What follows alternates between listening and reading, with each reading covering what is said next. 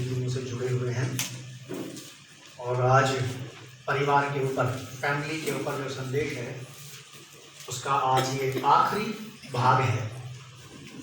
और भी बहुत सारे भाग इसमें जोड़े जा सकते हैं। आप लोग खुद भी स्टडी करके, प्रार्थना करके, बाइबल पढ़ के इसमें बहुत सारी चीज़ें जोड़ सकते हैं। लेकिन मेरे पास जो है वो आज का आखिरी भाग है। अगली बातें अगले सप्ताह शुरू होगी।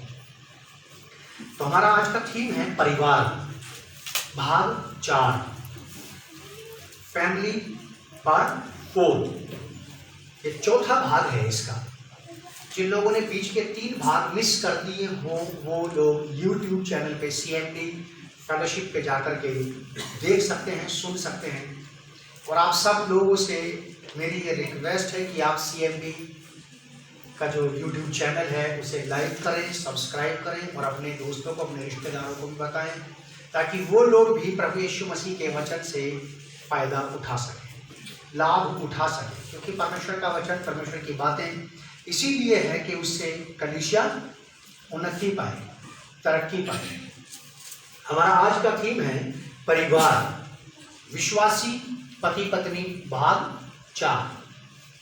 ठीक, जो लोग लिखना चाहते हैं वो लिख सकते हैं। हमारा रीडिंग रेफरेंस है, मेरे साथ निकालें आप, प्रेरितों की किताब, उसका 10 अध्याय 1 पद से 2 पद का। Book of Acts chapter 10 verse 1 और 2, पहला और दूसरा पद। प्रेरितों के काम, उसका 10वां अध्याय, पहला और दूसरा पद।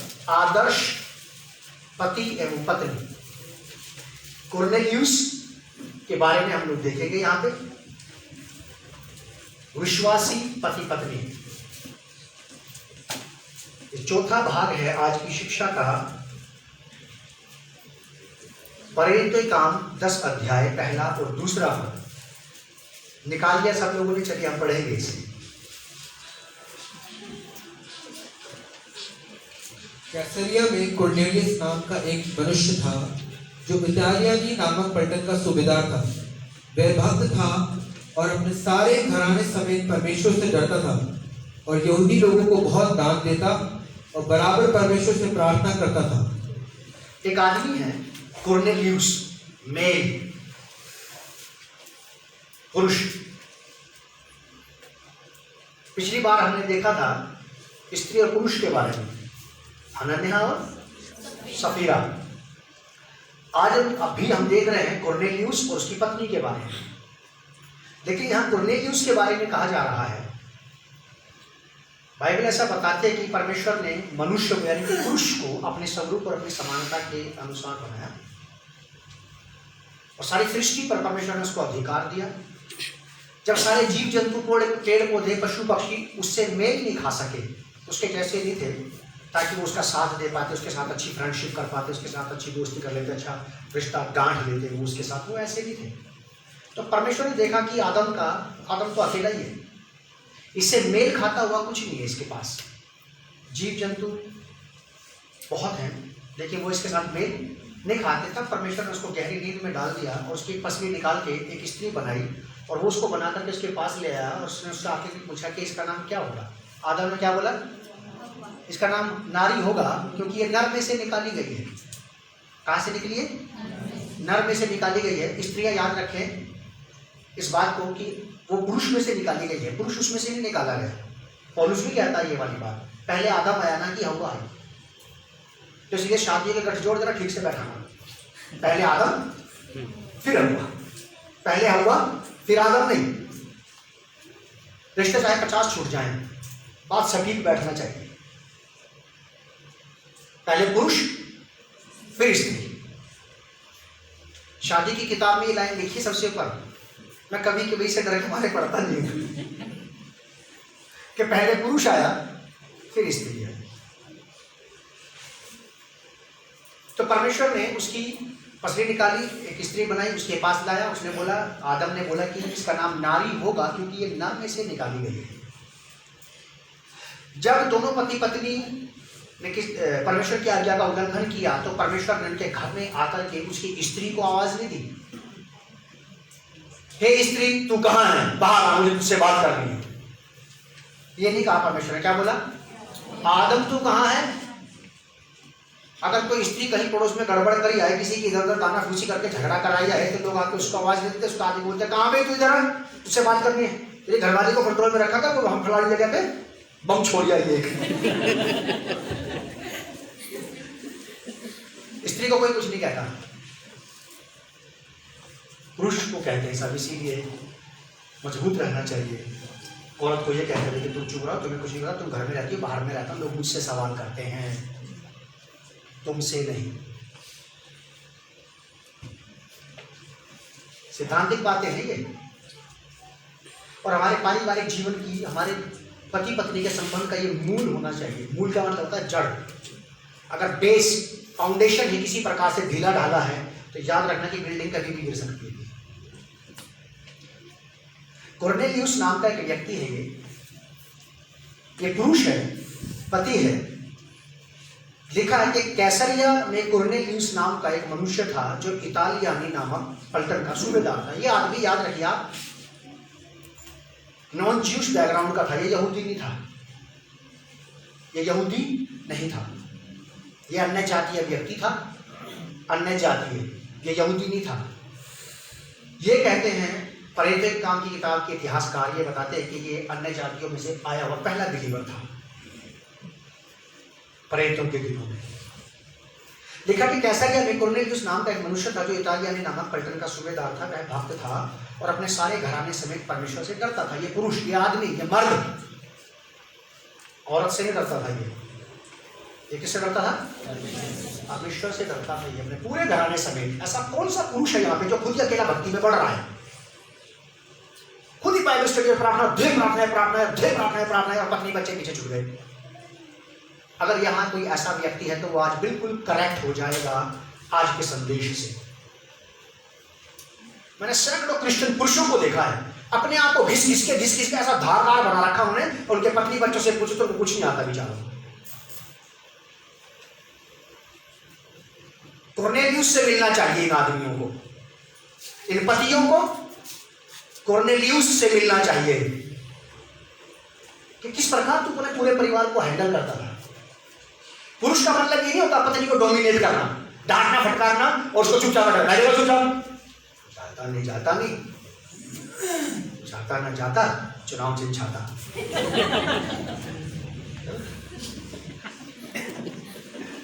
पत्नी को ये कह के चुप करा देना, ये खूबी बहुत सारे पुरुषों में है, विश्वासियों में भी और गैर विश्वासियों में भी। कोर्नेलियुस वाली खूबी कितने विश्वासी परिवारों में, पतियों में है।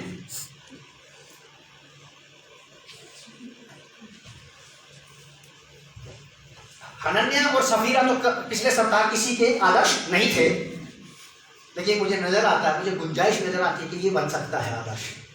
कोर्नेलियुस हमारा आदर्श बन सकता है, इसको फॉलो किया जा सकता है, इसके पदचिन्हों पर चला जा सकता है, इसके परिवार के बदलते हुए तरीकों को देख करके, इसके परिवार के डेवलपमेंट को देख करके, इसके एक सभ्य पति और पिता होने के गुणों और लक्षणों को देख करके इससे सीखा जा सकता है कि मैं भी एक अच्छा पति और पिता बनने का प्रयास कर सकता हूं। हनन्या में ये लक्षण नहीं थे। आप हर एक क्रिश्चियन डिसाइपल से नहीं सीख सकते, आप हर एक क्रिश्चियन विश्वासी से नहीं सीख सकते, हर एक क्रिश्चियन मसीह सेवक से नहीं सीख सकते। आपको सिलेक्ट करना पड़ेगा कि किससे सीखना चाहिए। बहुत सारे हैं,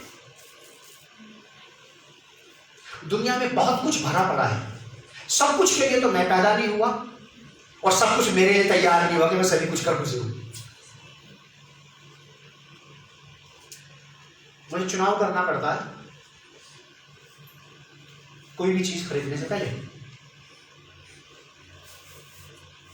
कोर्नेलियुस, लिखा कि कैसरिया में कोर्नेलियुस नाम का एक मनुष्य था जो इतालियानी नामक पलटन का सूबेदार था। हाई पोस्टेड व्यक्ति था ये, गवर्नमेंट सर्वेंट, सूबेदार, छोटी पोस्ट नहीं होती। 20 सिपाही इसके घर में घूमते रहते हैं, इधर से उधर काम करने वाले, घर का की साफ सफाई का ध्यान रखने वाले, घर के खान पान का ध्यान रखने वाले, घर के राशन पानी का हिसाब किताब रखने वाले, अलग अलग लोग इसके अंडर में थे, इसके घर की सेवा करने वाले, क्योंकि ये सरकारी मुलाजिम था, अधिकारी था और सरकार ने इसको सर्वेंट दे रखे थे। मैंने बहुत सारे अधिकारियों को देखा, मैं उनके घर में गया हूँ, मैंने देखा कि वहाँ पे सरकार की तरफ से बहुत सारे मुलाजिम रहते हैं उनके यहाँ काम करने के लिए। पति पत्नी है तो 4 वर्कर दे रखे सरकार ने, देखा हमने, है ऐसा। तो जब मैं कभी ऐसी स्थिति देखता हूँ तो मैं समझता हूँ कि शायद ये कॉर्नेलियस है जो सरकारी अधिकारी है और सरकार ने इसको सर्वेंट दे रखे हैं। यहाँ पे लिखा है कि कैसरिया में कॉर्नेलियस नाम का एक मनुष्य था जो इतालियानी नामक पलटन का सूबेदार था। वो भक्त था, इसका डेजिग्नेशन है, ये इसकी पहचान है। He was the righteous। एक भक्त के अंदर कैसे गुण होते हैं, कैसे लक्षण होते हैं, आज हम देखेंगे ये वाली बात।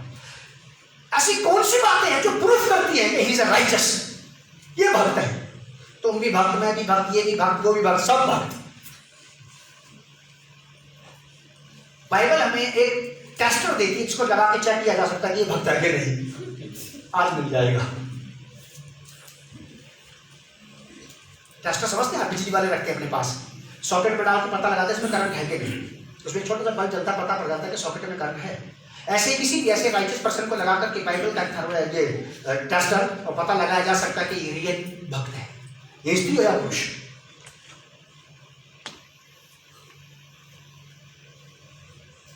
ये बाइबल आपको बहुत ही ज्यादा बुद्धिमान बना देती है, शार्प माइंडेड बना देती है, चालाक तेज तर्रार बना देती है आपको कि आप शारीरिक और सांसारिक चीजों से बच करके परमेश्वर के राज्य में प्रवेश कर जाए। आपको तेज तर्रार होना है, चालाक बनना है, धूर्त नहीं बनना। चालाक का मतलब होता है अपना नुकसान ना होने देना। तेज तर्रार का मतलब ये होता है कि कोई आसानी से मुझे ठग के ना ले जाए। सीधे तो हैं हम, लेकिन उतने भी नहीं है। जो हमसे मिलने आता है वो इस बात की खबर रखे, जो हमसे मिलना चाहता, हमारे संग चलना चाहता, हमारा वॉक करना चाहता, वो याद रखे कि हम सीधे हैं लेकिन ज्यादा नहीं है। इतने ज्यादा नहीं है कि आप कुछ भी कहते जाओ और हम सुनते जाए कि हाँ you are a right person. ये आदमी गलत नहीं बोल सकता। बहुत साल पहले मैंने एक बात सीखी थी अपनी वाइफ के साथ, मैंने शेयर किया था, शायद मुझे याद आ जाए कि विश्वास को, भरोसे को समय से आगे कभी नहीं जाना चाहिए, उसको समय के पीछे चलना चाहिए। जिससे आज ही मिले हैं उसके ऊपर हम 20 साल का भरोसा नहीं कर सकते। 20 साल उसके साथ रहे तो पता उसके साथ भरोसा किया जा सकता है, 20 साल रहने के बाद भरोसा किया जा सकता है कि हाँ 5 साल ये मेरे साथ रह सकता है। मतलब विश्वास को, भरोसे को समय से आगे मत निकलने दो। टाइम बिताना चाहिए, किसी के साथ समय लगना चाहिए ताकि बात निखर के सामने आए कि मैं इसके साथ 20 साल रहा हूँ और इस आदमी को मैं अच्छे से जानता हूँ। भरोसे को समय से पहले नहीं आना चाहिए, समय के बाद आना चाहिए। चलिए, लिखा है यहाँ पर, कैसरिया में कुर्नेलियस नाम का एक मनुष्य था जो इतालियानी नामक पलटन का सूबेदार था। वह भक्त था। आप लिख लेना, याद कर लेना, हमारा टॉपिक है कि वो भक्त था और अपने सारे परिवार सहित, पूरे घराने सहित परमेश्वर से डरता था और यहूदी लोगों को बहुत दान देता और बराबर परमेश्वर से प्रार्थना करता था, बराबर परमेश्वर से प्रार्थना करता था। आज जितने लोग परिवार के साथ यहाँ नहीं आए, पूरे परिवारों के साथ, उनका भी करेक्शन होगा। आज पति पत्नी तो यहाँ, बच्चे यहाँ नहीं है और यहाँ तो पूरे नहीं है। अगर कोई मजबूरी है, कोई कारण है कि बच्चे पढ़ाई कर रहे हैं, स्टडी चल रहे हैं, जिसका पास BSc का एग्जाम था, बच्चा फिर 4th क्लास में पढ़ता है कि जिसका परसों एग्जाम है तो उसको परसों एग्जाम था तो आज ले आते, क्या बात। 4th क्लास, जो बच्चा 4th क्लास में पढ़ता है, 5th क्लास में पढ़ता है, क्लास 3 में पढ़ता है, मैंने उनके माँ बाप को इतना ज्यादा वरीड, इतना ज्यादा चिंतित देखा है जितना तो BSc और BCom वाले के माँ बाप नहीं होते। मैं जब अपने बच्चों को स्कूल लेने जाता था, ये बड़ी क्लास में थे, छोटी छोटी क्लास के बच्चों की मम्मियाँ बाहर लोग ऐसी चिंता जताती थी, हमारे वाले तो आज कुछ क्या पता नहीं तो क्या करके आएगा। बाद में देखा तो इतना पिद्दी सा बच्चा, उसको देख के बेटा तो करिए सब कुछ कहेगा। ये अभी से इतनी चिंतित है, अगर ये 12th और ग्रेजुएशन में आएगा तो ये करेगी क्या, इसका क्या होगा बाल का। तो आप लोग सुनने के साथ साथ हंसने और आनंद मनाने के साथ साथ इस बात को भी ध्यान रखें कि आपकी पूरी फैमिली यहाँ है या नहीं है। क्योंकि प्रभु यीशु मसीह ने आपके पूरे परिवार के लिए अपना बलिदान दिया है, अपने लहू बहाया है। आप जब भी कुछ मांगते हो, पता क्या कहते हैं? प्रभु मैं मेरी पत्नी बच्चों का भला कर देना। पत्नी नहीं बोलती, पति प्रभु मेरे पति का मेरे बच्चों का खूब भला कर, मेरे आदमी के कामों में खूब बरकत देना। वो आए ना आए, उसके काम बढ़ा देता। प्रभु वो तुझे मिले ना मिले, लेकिन तुझे कामों में बरकत दे। अच्छा है, आप अच्छा फर्ज अदा कर रही हैं। एक अच्छी पत्नी, अच्छी माँ ऐसी होती है, अपने पति के लिए सफलता की प्रार्थना करना, लेकिन उस पति को गाइडेंस भी मिलना चाहिए कि आपको चलना चाहिए मेरे साथ में।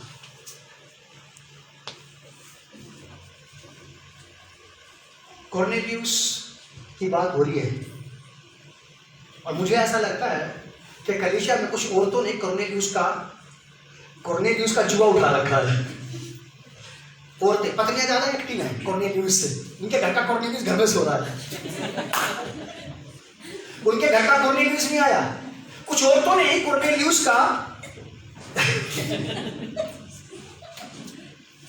कॉर्नेलियस का जुआ उठा रखा है। लेकिन यहाँ पे कॉर्नेलियस की बात हो रही है कि वह भक्त था और अपने सारे घराने समेत परमेश्वर से डरता था और यहूदी लोगों को बहुत दान देता और बराबर परमेश्वर से प्रार्थना करता था। मैं सोचता हूँ हमारे घर की बात ऐसी है कि हमारे बच्चे तो बड़े हो गए, अब तक भी शायद बहुत कम उन्होंने कभी देखा होगा, दोनों बच्चों ने, अभिषेक में शिफा ने, कि कभी रात का हमारा फैमिली डिवोशन छूट गया। बहुत कम। ये यहाँ नहीं है या एक दुक्का कहीं इधर उधर है रात को। अगर सब घर में है तो फिर चाहे कुछ भी हो जाए, फैमिली प्रेयर जरूर होती। कोई फंक्शन हो तो हम इशारा करके अपने बच्चों को इतना बुला लेते हैं अपने कमरे में, अपनी बाइबल पढ़ते, प्रार्थना करते, उसके बाद फिर बाहर निकल जाते हैं। और जब हम ऐसा करते हैं तो हमारे सारे रिश्तेदार, सारा फंक्शन ठंडा पड़ जाता है। उनको पता कि इनको हिलाया, मतलब तुम लोग एंजॉय करते रहो, परिवार के बाकी लोग करो, लेकिन हम एक तरफ हो जाते हैं अपनी प्रार्थना के टाइम पे। और चलती प्रार्थना नहीं करते, कर हालेलुया, ठीक टाइम जो हमें परमेश्वर को देना है। कुछ चीजें आपको और मुझे अपने परिवार में कील की तरह ठोक देनी पड़ेगी कि इनको कोई ना निकाल सके। कील ठोक रखे अपने घरों में आपने, तस्वीर लटकाने के लिए, शीशा लटकाने के लिए। अगर वो कील बार बार गिरती रहे तो क्या करोगे इसका? फिर ठोकनी पड़ेगी। एक ही बार ठीक से ठोक दो उस कील को, एक ही बार आप कील ठोक दो, सारी दुनिया को पता पड़ जाए कि इनको हिलाना नामुमकिन है। ये कील नहीं उखड़ती बार बार। कॉर्नेलियस ने शायद ऐसी ही कील ठोक दी थी अपने घर के अंदर कि चाहे कुछ भी हो जाए वो फैमिली को लेकर के ही साथ बढ़ेगा। कॉर्नेलियस ने इस बात को शायद ठान लिया था। लिखा है दूसरी आयत में कि वह भक्त था और अपने सारे परिवार से, सारे घराने से क्या करता था? परमेश्वर से डरता था। अगर कोई भी स्त्री या पुरुष भक्त होगा, जो परमेश्वर की भक्ति करता, जो भक्त होगा, वो निश्चय परमेश्वर से डरेगा। उसके अंदर समाज का, देश का, सरकार का डर बाद में आएगा, परमेश्वर का डर पहले आएगा। क्योंकि हम में से हर एक व्यक्ति जो अपने आप को विश्वासी कहता है या समझता है, हम सब के सब सबसे पहले रिस्पॉन्सिबल है गॉड के प्रति। हम परमेश्वर को जवाबदेही लोग हैं, क्योंकि परमेश्वर ने ये पत्नी और ये बच्चे ना तो समाज को दिए, ना सरकार को दिए, ना मेरे रिश्तेदारों को दिए, ना मेरे मित्रों को दिए। उसने मुझे दिए और मुझे इनकी जिम्मेवारी को लेना है, मुझे इनको लेकर के साथ बढ़ना है। सेल्फ राइटियसनेस कहते हैं इसे। मैंने और मेरी पत्नी ने सैकड़ों लोगों को देखा है अकेले ही बढ़ते हुए, रेडियो पे प्रोग्राम सुनते हुए, मसीह प्रोग्राम रेडियो पे सुनते हुए हमने अकेले बहुत सारे लोगों को देखा है। हमने अकेले ही पति को या पत्नी को, पुरुष को बढ़ते देखा है, किसी भी एक व्यक्ति को अकेले ही।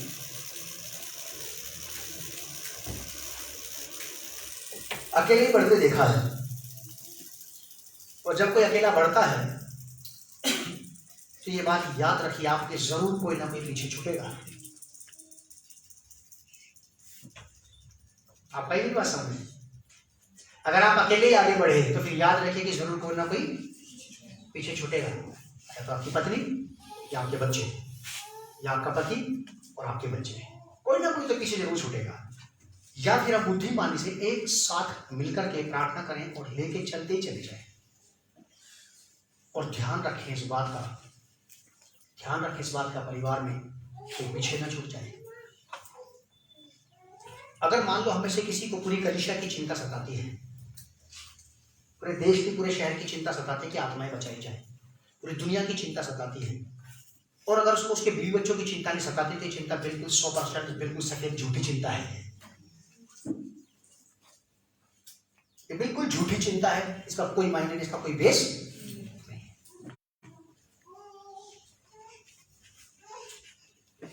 कुरनेलियुस भक्त था। एक भक्त व्यक्ति का लक्षण क्या होगा? सबसे पहली बात, अगर कोई भक्त होगा तो उसका सबसे पहला लक्षण ये होगा कि वो अपने पूरे परिवार की केयर करेगा। अकेला भक्ति में नहीं बढ़ेगा वो। अगर या फिर आपको इस बात का पता कि मेरी भक्ति का कोई मायने ही नहीं है यार, कुछ नहीं मिलने वाला इससे, अगर मिलने वाला होता तो बोलते बच्चों तुम भी चलो, बहुत कुछ मिलता है वहां पे। जब पता है कि कुछ नहीं मिलने वाला तो बच्चों को मिलाना है, बच्चों तुम यहीं में जाके आ जाता हूँ बस। या तो ये कंफर्मेशन हमें हो गया है, या तो हमें इस बात की खबर लग गई है कि इस भक्ति से कुछ मिलने वाला नहीं है, और अगर हमें पता होता कि कुछ मिलने वाला है तो फिर हमारे बच्चों को भी बोलते कि चलो मेरे साथ वहां पे बहुत कुछ मिलने वाला है। डरो नहीं, आप घबराओ नहीं किसी भी वायरस से, किसी भी वायरस से।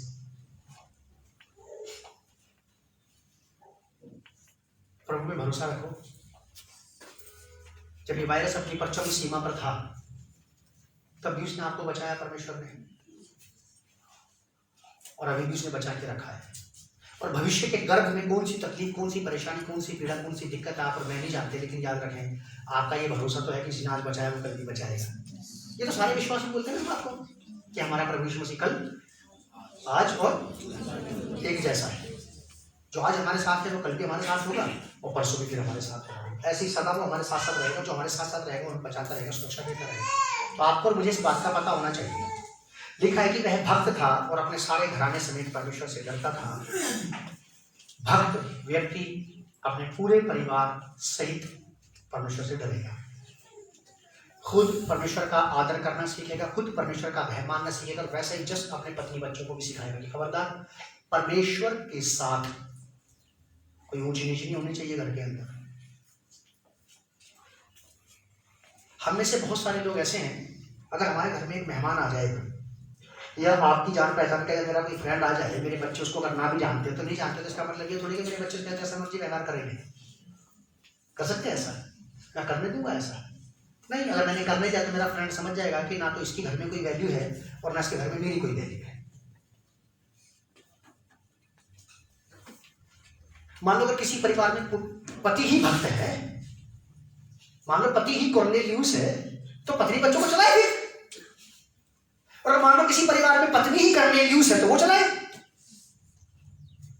भक्त था और पूरे परिवार सहित।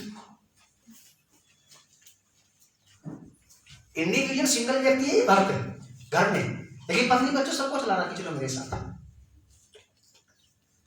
लिखा है कि वह भक्त था और अपने सारे घराने समेत। जिस परमेश्वर की मैं इबादत करता हूं, जिस परमेश्वर की मैं भक्ति करता हूं, पत्नी बच्चों को समझा दे जाए कि तुम्हें भी करनी पड़ेगी ये वाली बात, तुम्हें करना ही है। अपने सारे घराने समेत परमेश्वर से डरता था और गरीब यहूदी लोगों को और यहूदी लोगों को बहुत दान देता और बराबर परमेश्वर से प्रार्थना करता था। ये 4 लक्षण उस आदमी के अंदर पाए जाएंगे। भक्त पहली बात है। ये 3 बातें और इसके जैसी बहुत सारी ऐसी बातें हैं जो मिलाकर के उस व्यक्ति को भक्त बना देगी। एक विश्वासी अपने आप को अगर विश्वासी कहता है, मसीह विश्वासी कहता है, तो उसके विश्वासी होने के कुछ चिन्ह और लक्षण तो होंगे। बीमारियां तक लक्षणों से पहचानी जाती है, नहीं पहचानी जाती? डॉक्टर के पास जाकर डायग्नोज करवाते हैं कि वो टेस्ट लिख दो, कुछ पता लग जाएगा चल क्या रहा है शरीर में। उस तक का पता लगाने के लिए आपको उस तक का पता लगाया जाता है कि बीमारी ये है कौन सी बीमारी के लक्षण है। एक व्यक्ति, एक स्त्री पुरुष अगर साधारण ये कहता है कि मैं मसीह विश्वासी हूं, तो उसके मसीह विश्वासी होने के तो कुछ प्रूफ होंगे, कुछ सिम्टम्स होंगे उसके भी। यहां भी साफ शब्दों में से लिखा कि वह भक्त था और सारे घराने समेत परमेश्वर से डरता था। भक्त होने का सबसे पहला लक्षण उसका यही था। अगर कोई भी व्यक्ति भक्त है परमेश्वर का,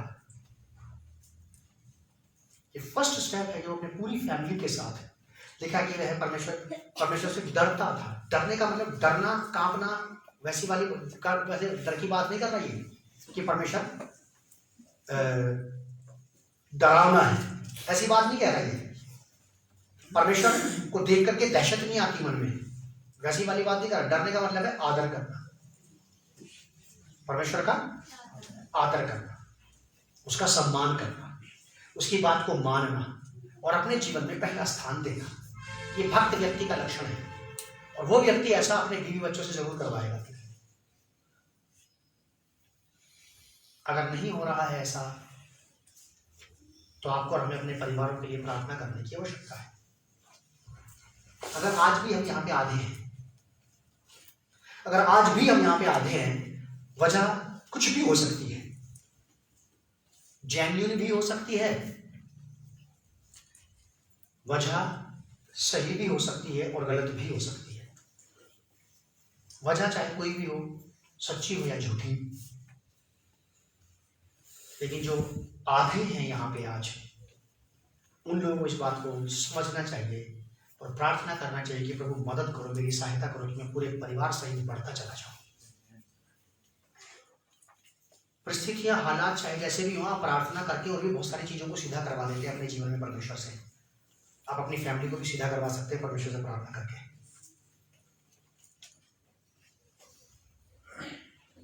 ये अन्य जाति व्यक्ति था, ही बैप्टिज्म के लिए अकेले ही बढ़ गए आगे, तुम अकेले सीखते चले गए।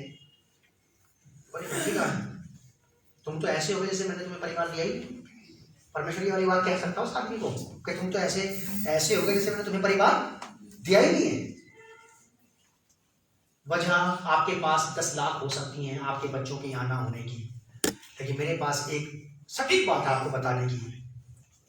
अगर हम लोग सचमुच परमेश्वर के भक्त हैं, तो सब कुछ को लेकर के जो उसने आपको मुझे दिया है उसका धन्यवाद देने के लिए जरूर जाएंगे। जेन्युइन हो सकती है आपकी समस्या, आपके बच्चों का यहाँ ना होना, आपकी पत्नी का यहाँ ना होना, आपके पति का यहाँ ना होना, सही हो सकती है बात आपकी दृष्टि में, लेकिन फिर भी आप परमेश्वर से बात कर सकते हैं कि मेरी लाइफ में दोबारा कभी ऐसे हालात ना आए कि मुझे अकेले वहां जाना पड़े। आप मदद करो। अगर आपके पति का कहीं काम है, कहीं नौकरी है उसकी, और उसको संडे की छुट्टी नहीं मिलती, तो आप प्रार्थना करें कि प्रभु उसको छुट्टी मिलने लगे। प्रभु देगा, प्रभु रास्ता जरूर निकालेगा। आप उससे बात तो करें जरूर। हम अपनी कई सारी समस्याओं को सीधा करवाने के लिए परमेश्वर से बात करते हैं, लगातार बात करते रहते हैं, लेकिन जब कभी हमारे अपनी परिवार की बात होती है, हम इन बातों के ऊपर परमेश्वर से ज्यादा देर बात नहीं करते, सोच के छोड़ देते हैं, चलो कोई नहीं, जैसी परमेश्वर की इच्छा। तो ये तो परमेश्वर की इच्छा नहीं है कि आप आधे यहाँ पे हो, आपके बच्चे बाकी घर में हो। समझनी पड़ेगी आपको ये वाली बात, क्योंकि ये वाले तमगे कि वह भक्त था आसानी से नहीं मिलते साहब। परमेश्वर के यहाँ ये वाले ठप्पे, परमेश्वर के यहाँ ये वाली स्टैम्प किसी को आसानी से नहीं मिलती, लिखा है बाइबल में। और मैं सोचता हूँ कि कॉर्नेलियस ने कभी भी सोची थी ये वाली बात कि उसके बारे में ऐसी बात कही जाएगी या उसके बारे में कोई पढ़ाया करेगा। फिर सोचा था आप भी अपने बारे में नहीं सोच सकते, पता नहीं आपके बारे में कौन किसी को क्या कहते हैं, क्या बेहतरीन व्यक्ति है यार, मैं मिला उनसे। कोई ये भी कह सकता है, अरे तो ये भी कहा जा सकता है हमारे बारे में, ये भी कहा जा सकता है मैं उससे मिला हूँ, बहुत ही बढ़िया थे। कॉर्नेलियस को भी नहीं पता था कि लोग इतनी बारीकी से उसको ऑब्जर्व कर रहे हैं। परमेश्वर कर रहा है, परमेश्वर कर रहा है। भक्त था और अपने सारे घराने समेत परमेश्वर से डरता था और यहूदी लोगों को बहुत दान देता और बराबर परमेश्वर से प्रार्थना करता था। मेरे साथ देखिए, आप नोट कर लें आप इस बात को, पूरे परिवार सहित लिख लें आप ये वाली बात, विदोल फैमिली, पूरे परिवार सहित लिख लिया। और जो लोग ये सोच रहे हैं मैंने दिमाग में लिख लिया, कुछ नहीं लिखा दिमाग में, आधे घंटे के बाद मिटेगा दिमाग से, क्योंकि बहुत सारी बातें हमारे दिमाग से उड़ जाती हैं। पत्नी ने बोला कि 4 सामान लेना, मैं 3 ही ले गया, वो काम दिमाग से निकल गया। जब बात दिमाग से निकल सकती है कोई भी, तो ये भी निकल सकती है। विदोल फैमिली, पूरे परिवार सहित, मेरे साथ निकालिए आप, इसका रेफरेंस है 1 तीमुथियुस 3 अध्याय 4 और 5 पर। First Timothy chapter 3 verse 4 and 5। First Timotheus chapter 3 verse 4 and 5। पहला टिमोथियस 3 अध्याय 4 और 5 पद। पहला टिमोथियस 3 अध्याय 4 और 5 पद क्या लिखा है यहाँ पे? अपने घर का अच्छा प्रबंध करता हूँ। पौलुस टिमोथियस को ये वाली बात सिखा रहा है, क्योंकि पौलुस ने टिमोथियस को डिसाइपल किया था, और टिमोथियस को जो चेले दिए गए थे, जो कलीसिया सौंपी गई थी, जो भेड़ें उसको दी गई थी, पौलुस उसको सिखा रहा है टिमोथियस को कि इस प्रकार के लोग कलीसिया में होने चाहिए जो अगुवाई करें, लीडरशिप करें। किस प्रकार के? वो अपने घर का अच्छा प्रबंध करता हूँ। पहली बात, भक्त व्यक्ति। चलिए, और अपने बाल बच्चों को सारी गंभीरता से अधीन रखता हूँ। अपने बाल बच्चों को, अपने बीवी बच्चों को अपने कंट्रोल में रखता हूं, जो पड़ोसियों के कहने से ना चलते हो, रिश्तेदारों के कहने से ना चलते हो, समाज के डर से ना चलते हो, सरकार के डर से ना चलते हो, अधिकारियों के डर से ना चलते हो, हाकिमों और राजाओं के डर से ना चलते हो, वो वाले जो अपने ही घर के व्यक्ति के अधिकार में चलते हैं। इस प्रकार के लोग ट्रेंड करने पड़ेंगे कलीसिया में। अगर नहीं है तो वेल एंड गुड, और अगर नहीं है तो ये ट्रेनिंग देनी पड़ सकती है।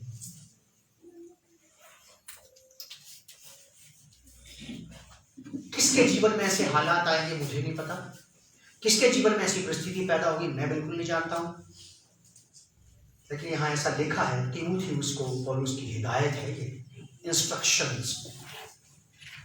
क्या कह रहा है? चौथी आयत, अपने घर का अच्छा प्रबंध करता हूँ और अपने बाल बच्चों को सारी गंभीरता से अधीन रखता हूँ। जब कोई अपने घर ही का प्रबंध करना ना जानता हो तो परमेश्वर की कलीसिया की रखवाली कैसे करेगा? अब देखिए, आप ऐसा अगर कोई पुरुष आपको मिल जाए कि उसके बीवी बच्चों का पता ही नहीं रहता कि वो बढ़ रहे हैं प्रभु में कि नहीं बढ़ रहे हैं, कलीसिया में आ रहे हैं कि नहीं आ रहे हैं, पूरी दुनिया में प्रचार करता फिर रहा है,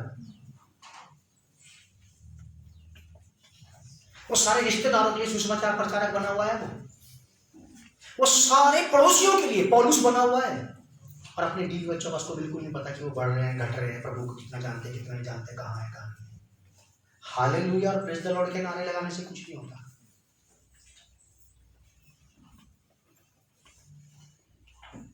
ये बड़ा गंभीर विषय है, फैमिली। परमेश्वर फैमिली में इंटरेस्ट लेता है। अगर नहीं लिया होता ना उसने, तो आदम को उसने अकेले ही छोड़ दिया होता। क्या छोड़ो, जीव जंतुओं से किसी को अपना साथी बना लेगा? ठीक है, घूमने दो उसको अकेले, अच्छा है। लेकिन परमेश्वर का जो विजन है, परमेश्वर का जो दर्शन है, परमेश्वर का जो उद्देश्य है, परमेश्वर का जो मिशन है, वो आपकी फैमिली में पूरा होता है, एक सिंगल इंडिविजुअल व्यक्ति में नहीं होता। अगर आप अनमैरिड नहीं हैं तो, अगर आप साधु हैं तब तो बात फर्क है। अगर आप साधु नहीं हैं, आप फैमिलियर व्यक्ति हैं, पारिवारिक व्यक्ति है, तो फिर परमेश्वर का उद्देश्य है आपकी फैमिली में पूरा होता है। एक साथ लेना चाहता है वो आपको। हालात ऐसे नहीं है तो आप बनवाइए ऐसे हालात परमेश्वर से कह करके कि प्रभु सब कुछ को ट्रैक पे लेके आओ, आप सही निशाने पे लाओ आप मेरी पूरी फैमिली को। आप और मैं प्रार्थना कर करके परमेश्वर से अपने बहुत सारे काम करवा लेते हैं, जिनकी गवाही हम यहां पे आकर के देते हैं। इब्रानियों की पत्री में ऐसा लिखा है कि विश्वास के द्वारा स्त्रियों ने अपने मरे हुए पतियों को जिंदा पाया। मरे हुए को आदमी दो तरह से मरता है, शारीरिक और आत्मिक। शारीरिक रीति से मरा तो मरा, फिनिश। लेकिन उन औरतों ने उन्हीं लोगों को जिंदा पाया जो मर गए थे। इब्रानियों की पत्री, पूरी इब्रानियों की पत्री यहूदियों के बारे में लिखी है। स्त्रियों ने लिखा अपने मरे हुओं को जीवित पाया। अगर किसी पत्नी का पति विश्वास में नहीं बढ़ रहा है, आत्मिक रीति से परमेश्वर सेपरेट है, तो वो उसको जिंदा पालेगी विश्वास की प्रार्थनाओं के द्वारा।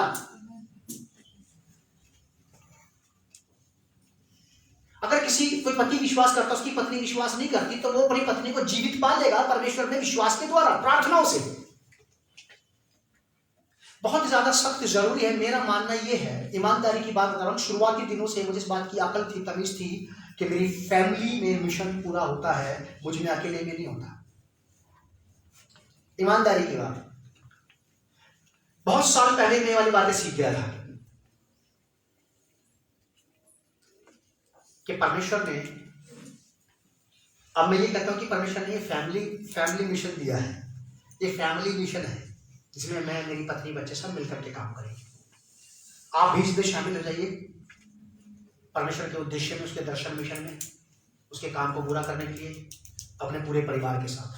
धन्य हैं आप लोग कि आपके साथ साथ आपकी पत्नी भी विश्वास करती है। वो यहाँ आने में उसको कोई गुरेज नहीं है। उन लड़कियों से, उन स्त्रियों से पूछो जिनका पति यहाँ नहीं आना चाहता, वो कितनी झड़कियां खाती है अपने पति की। खबरदार नहीं तो जिनकी इजीली आ सकते, जिसको मनाना नहीं पड़ेगा, जिसको सूट दिलाऊंगा का धोखा भी देना पड़ेगा, चल संडे मेरे साथ चल, उधर से देख तुझे सूट दिला के लेके आऊंगा, चल फिर चल। ये बोलने की जरूरत नहीं पड़ेगी आपको। बच्चों को ये कह के बहकाने की जरूरत नहीं पड़ेगी कि उधर से लौट कर चिप्स दिलाऊंगा, नहीं। बच्चे को आदत पड़ जाना चाहिए कि चिप्स नहीं दिलाएगा लेकिन चल जरूर ले जाएगा। बच्चे को पता लग जाएगी वाली बात कि कुछ नहीं दिलाएगा और लेके भी जरूर जाएगा, घर में नहीं छोड़ेगा। ये अगर आपकी फैमिली में सब कुछ सही है, आप पूरा परिवार विश्वासी है, तो आप इजीली यहाँ पे आ सकते हैं। अगर आपके घर में कोई आपका विरोध करने वाला है तो थोड़ी मुश्किल की बात है। अगर ऐसा नहीं है तो, अगर ऐसा नहीं है तो फिर परमेश्वर की विधि का विरोध कौन कर रहा है? हम खुद ही अपने परिवारों में उसकी विधि का विरोध कर रहे हैं। अगर कोई व्यक्ति यहाँ पे आसानी से लाया जा सकता है तो उसको लेकर के आइए आप। मैं अपनी पत्नी से कह रहा था ये वाली बात बड़े दुख और दर्द के साथ कि बहुत सारे लोग हैं अभी भी जिनको सालों से पुराने मसीह हैं, आदत नहीं पड़ी चर्च आने की। आदत समझते हैं आप? हैबिचुअल हो जाता ना। एक ड्रिंकर होता ना, शराबी, 5 बजते ही वो अपना काम छोड़ देता है। भाई जी क्या हाथ कहाँ पर है?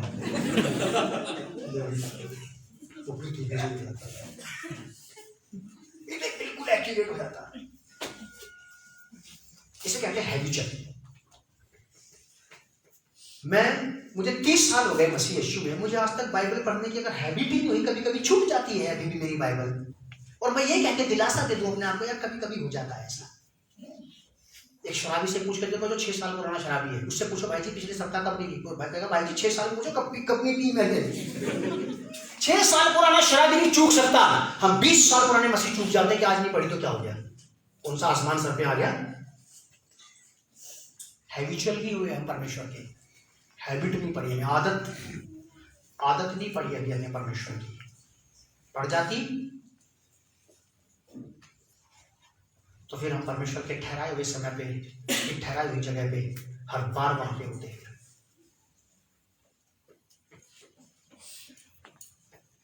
कई सारी चीजें ऐसी हो जाती हैं कि अचानक आज ही के दिन आपके जीवन में आ जाएगी ताकि आपको डिस्टर्ब करे, आपको इधर से उधर कर दे। फिर भी आप प्रार्थना करा करो कि प्रभु नहीं, आप जब सब कुछ सही कर सकते हैं तो आप ये भी सही कर सकते हैं कि आप मुझे सही रास्ता दे सकते हैं अपने परिवार के साथ मिलकर के आपके भवन में जाने का। कितने एक आदमी के बारे में हिदायत दी जा रही है, यहाँ पे बताया जा रहा है, कंडीशन बताई जा रही है उस व्यक्ति की। लिखा है कि वह अपने घर का अच्छा प्रबंध करता हो, करने की उस अपने परिवार का अच्छा प्रबंध करता था। बढ़िया, उसने परिवार को सही सेट कर रखा था।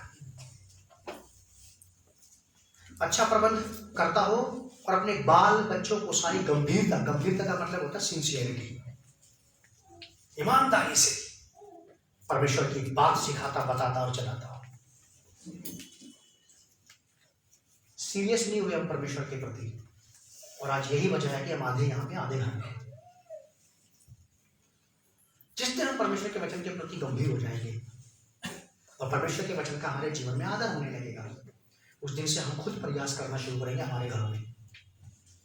हमें किसी को ये कहने की जरूरत नहीं पड़ेगी भाई जी पूरे आना तो है, ये नहीं कहना पड़ेगा, आप अपने आप ही पूरे आओगे। क्योंकि अभी भी हमें इस बात का पता है कि इसकी ज्यादा वैल्यू है नहीं।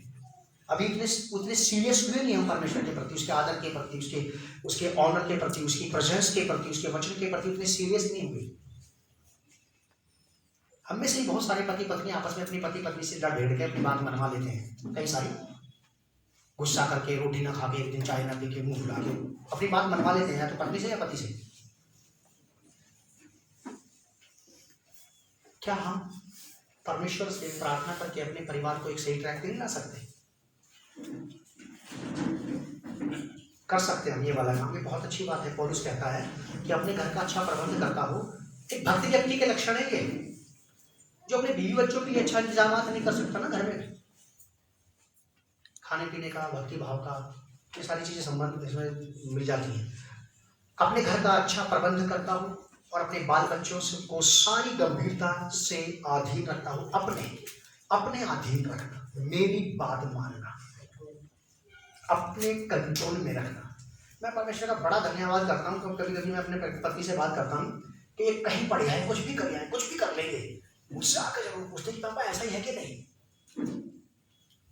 और मैं अपनी पत्नी को कहता हूँ यही चीज है जो इनको सही तरीके से आगे बढ़ा सकती है, क्योंकि बहुत सारी चीजें ऐसी होती हैं बड़ी बड़ी जगह पे जो आपस में मैच नहीं करती।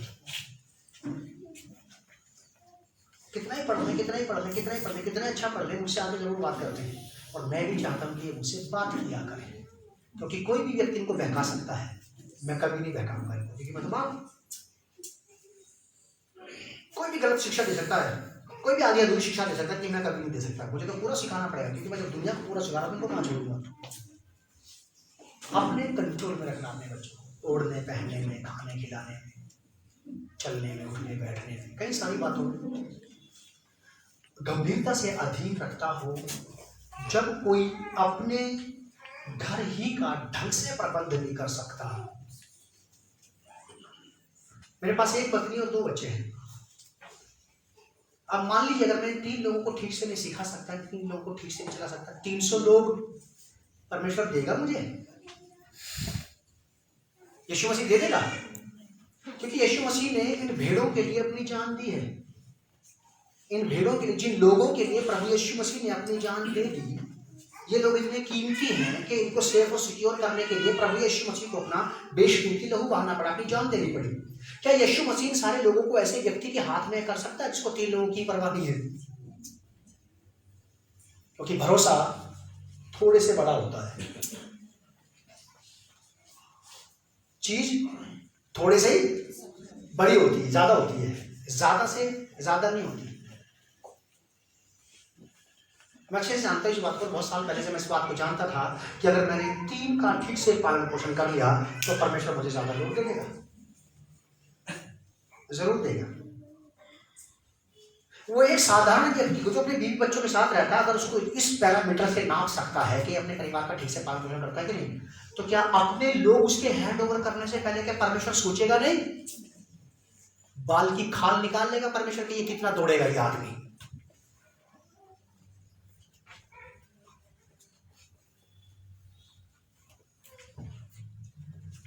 जो कोई अपने घर ही का प्रबंध करना ना जानता हो, आप सोचे स्त्रियां के पुरुष, जब आप खुद और मैं हम अपने ही परिवार को ठीक तरह पे परमेश्वर के पूरे मार्ग पर नहीं ला सकते, तो क्या परमेश्वर धोखा नहीं खाना? आप में से किसी को इस्तेमाल नहीं करेगा किसी और को बचा के ले आने में। अगर उसको किसी को बचा के लाने में आपका इस्तेमाल करना पड़ा, तो सबसे पहले आपका इस्तेमाल आपके घर में करेगा, ये पहले यहां इस्तेमाल हो जाओ। Prove yourself in your family. पहले अपने आप को अपने घर में प्रकट करके दिखाओ, तब बाहर काम होगा। बाइबल ऐसा पवित्र शास्त्र है कि ये आपको हमें बस केवल परमेश्वर की धार्मिकता भक्ति करना ही नहीं सिखाता, ये हमें परफेक्ट स्त्री और पुरुष बनाता है। परफेक्ट स्त्री और पुरुष बनाता है। परिवार का अच्छा प्रबंध करने वाला होना चाहिए। परमेश्वर की भक्ति करने वाले व्यक्ति को, भक्ति करने वाला व्यक्ति 8-8 घंटे प्रार्थना में बैठे, किसी को कोई ऐतराज नहीं है। काम भी तो करने जाओ पत्नी बच्चों के लिए।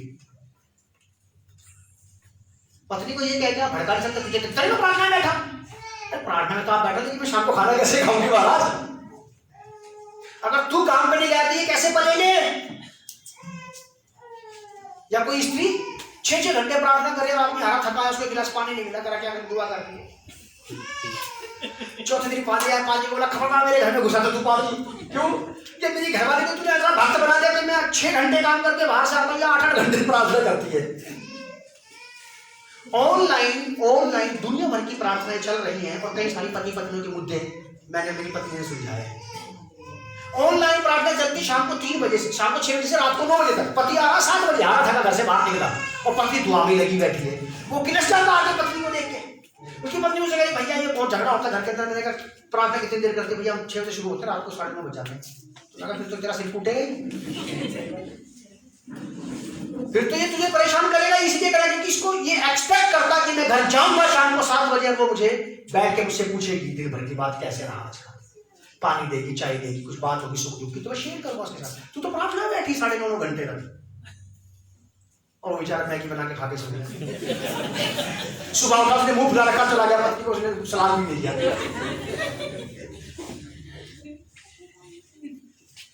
इस प्रकार की धार्मिकता और भक्ति तबाही की है। बहुत सारे ऑनलाइन चल रहे हैं ग्रुप और मैंने लोगों को उससे जान बचाते देखा, भैया मैं क्या कर सकता हूँ बता। मैं उनको बोलता बताओ आपके लिए क्या करूँ? भैया मेरी जान बचा लो। मैं फिर जाके आप उससे डायरेक्ट बात करो, भैया मेरे पास टाइम नहीं है, मैं इतनी देर तक नहीं बैठ सकता हूँ आपके साथ। गॉड ने मुझे परिवार दिया, मुझे परिवार भी देखना है। मैं ये कहता हूँ कि हम फुल टाइम मिनिस्ट्री में हैं। अब मेरी पत्नी से मेरे बच्चों से पूछना कि कौन सा दिन था जो तुम्हारे घर में राशन ठीक टाइम पे नहीं आया, और ये ऐसा हो जाता है कि राशन दूसरे खाता रोज खाते हम लोग। मतलब मैं भी काम करता हूँ परिवार का, बिल भरना, सारे गैस लेके आना या कुछ भी करना, जो भी करना, प्रार्थना भी करता हूँ। मैं आपको ये बताना चाहता हूँ कि कोई भी व्यक्ति अगर परमेश्वर के सामने किसी भी प्रकार से ठहरना चाहता है तो आपको अपने परिवार का बढ़िया प्रबंधन करने वाला व्यक्ति होना चाहिए। आर्थिक, आत्मिक, सामाजिक, शारीरिक करना ही पड़ेगा। एक अच्छे भक्त के लक्षण है ये। जिन लड़के लड़कियों की शादी नहीं हुई वो इस बात को सीख ले अभी से कि आपको आने वाले दिनों में जब आपका परिवार होगा तो आपको इस प्रकार से भक्ति का भाव करना है। भक्ति में होके नहीं बैठ गए कि बच्चे बेचारे तरस रहे, तड़पने, उनको ना बिस्किट मिलाना, चाय मिली और आदमी भूखे पेट ऐसे चला गया। अपने अपने परिवारों का अच्छा प्रबंधन करना सीख लो तो परमेश्वर ब्लेस करेगा। और 20 लोग जिनको आप नहीं जानते हैं, कर्नेलियस ने कभी नहीं सोचा था कि लोग इसके बारे में बात करेंगे।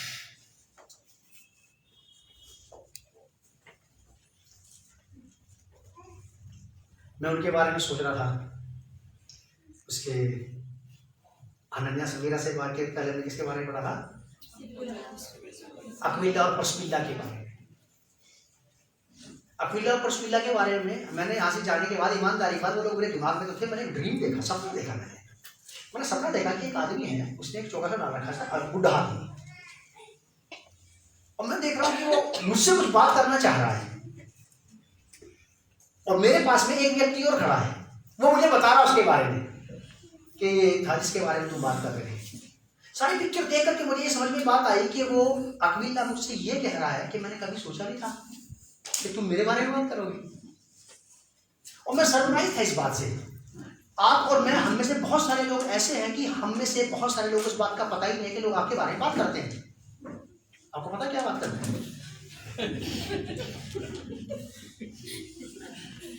लोग हमारे बारे में बात करते हैं, अब पता नहीं क्या बात करते हैं। या तो सही करेंगे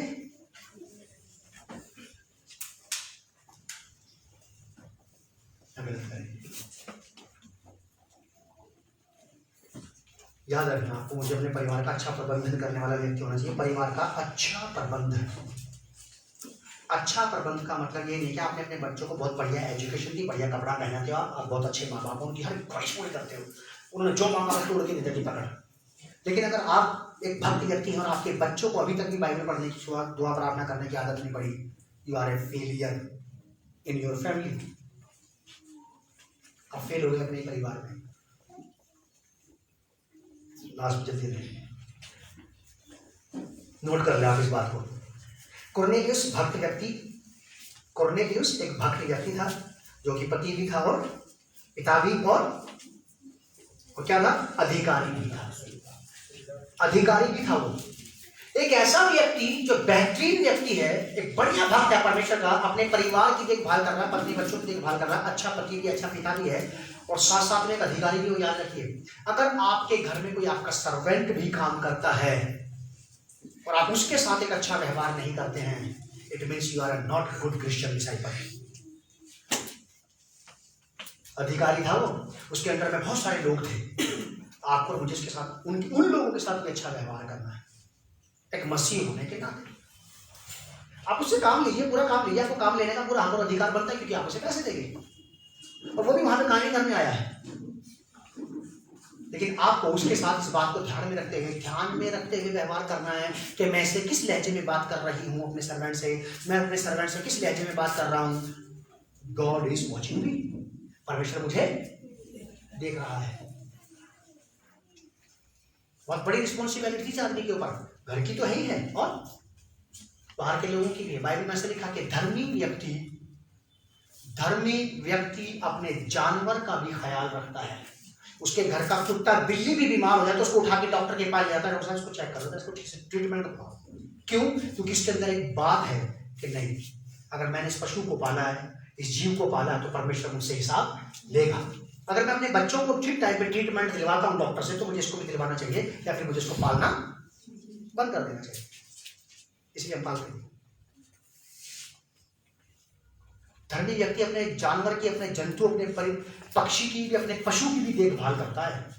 अगर एक धर्मी व्यक्ति पशु पक्षी की देखभाल कर रहा है, तो कॉर्नेलियस धर्मी था, भक्त व्यक्ति था, क्या आपने नौकर चाकरों का ख्याल नहीं रखता होगा? पति भी था, पिता भी था, और क्या था? अधिकारी भी था। लोगों के अंडर में काम करते थे। आपके अंडर में कहीं पे कोई भी लोग काम करते हो तो बहुत अच्छी बात है, लेकिन आप उनके साथ बहुत अच्छा व्यवहार करिए साहब, क्योंकि कुछ चीजें रहेंगी जो आपको मोती मोती करके आप एक माला बना देगी। एक ही चीज आपको भक्ति नहीं बनाती, हालेलुया प्रेज़ द लॉर्ड बोलते हुए और भक्त बन गए। तो बहुत सारी चीजें, बारीकियां है, बहुत सारी चीजें हैं। इब्रानियों की पत्री 5 अध्याय 7 पर, हिब्रू चैप्टर 5 वर्स 7, ये बहुत सारे गरीब यहूदियों को दान दिया करता था, और दान देना आपको किसी भी प्रकार से परमेश्वर के सामने धर्मी नहीं बनाता। दान देने का बहुत बेहतरीन आपको बेनिफिट मिलेगा। दान देने का आपको क्या बेनिफिट मिलेगा? इब्रानी की पत्री 5 अध्याय का 7 पद में क्या लिखा है? यीशु ने अपने देह में रहने के दिनों में, प्रभु यीशु मसीह ने अपने देह में रहने के दिनों में ऊंचे शब्द से पुकार कर और आंसू बहा कर उससे, यानी कि परमेश्वर से, जो उसको मृत्यु से बचा सकता था, प्रार्थनाएं और विनती की। प्रभु यीशु मसीह ने विनती की और भक्ति के कारण उसकी सुनी गई। प्रभु यीशु मसीह ने परमेश्वर की इस प्रकार से भक्ति की कि जब भी वो पुकारता था परमेश्वर उसकी सुन लेता था। कॉर्नेलियस भी क्या था? भक्त था, अपने पूरे परिवार से ही परमेश्वर से डरता था, और लिखा है और गरीब यहूदियों को दान देता था।